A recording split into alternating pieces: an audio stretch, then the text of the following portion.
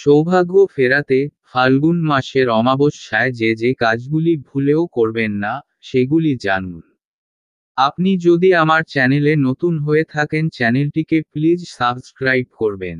তন্ত্রমন্ত্রের দৃষ্টিকোণ থেকে অমাবস্যার তিথি বিশেষ ফলদায়ক বলে মনে করা হয়। এই দিনে সাধক বিভিন্ন ধরনের সাধনা করে বিশেষ ফল লাভ করেন। ধর্মীয় ও জ্যোতিষশাস্ত্রের দৃষ্টিকোণ থেকে অমাবস্যার তিথির বিশেষ তাৎপর্য রয়েছে। অমাবস্যা তিথি পূর্বপুরুষদের কাজের জন্য অত্যন্ত শুভ বলে মনে করা হয়। তন্ত্রমন্ত্রের দৃষ্টিকোণ থেকে অমাবস্যার তিথি বিশেষ ফলদায়ক বলে মনে করা হয়।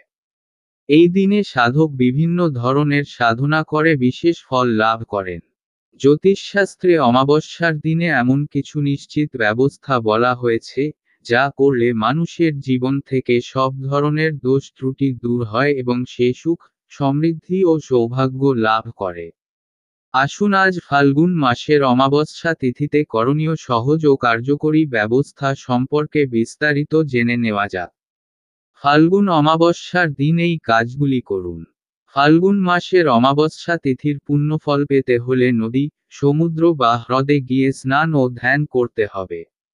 আপনি যদি এমন তীর্থস্থানে যেতে না পারেন, তবে পবিত্র নদী বা হ্রদের জল মিশিয়ে বাড়িতে স্নান করুন। অমাবস্যা তিথিকে পূর্বপুরুষদের জন্য উৎসর্গ করা হয়। এমতাবস্থায় এই দিনে পিতৃপুরুষদের খুশি করার জন্য তাদের জন্য পিণ্ডদান, তর্পণ এবং দান করা উচিত।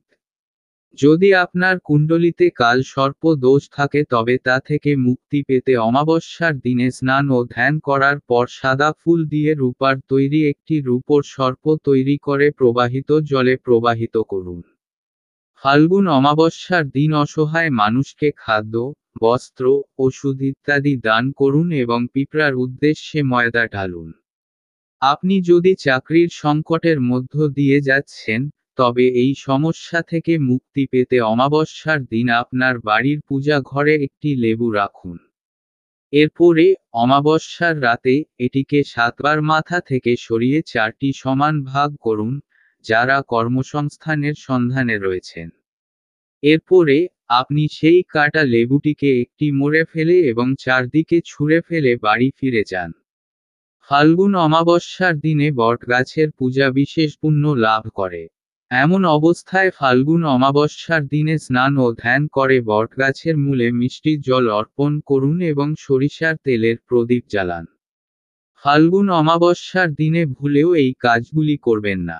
ফাল্গুন অমাবস্যার রাতে নির্জন অন্ধকার জায়গায় যাওয়া এড়িয়ে চলা উচিত, কারণ এই জায়গাগুলি প্রায়ই নেতিবাচক শক্তির প্রভাবে থাকে।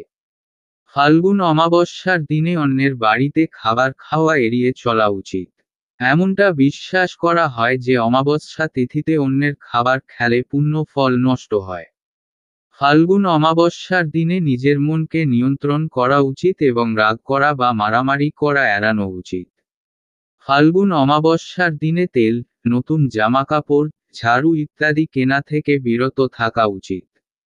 সামগ্রিকভাবে একটি নতুন বা শুভ কাজ শুরু করা এবং অমাবস্যার দিনে নতুন জিনিস কেনা থেকে বিরত থাকা উচিত।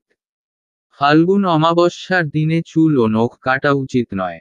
এমনটা বিশ্বাস করা হয় যে এই নিয়মকে উপেক্ষা করলে অর্থহানি হওয়ার সম্ভাবনা থাকে।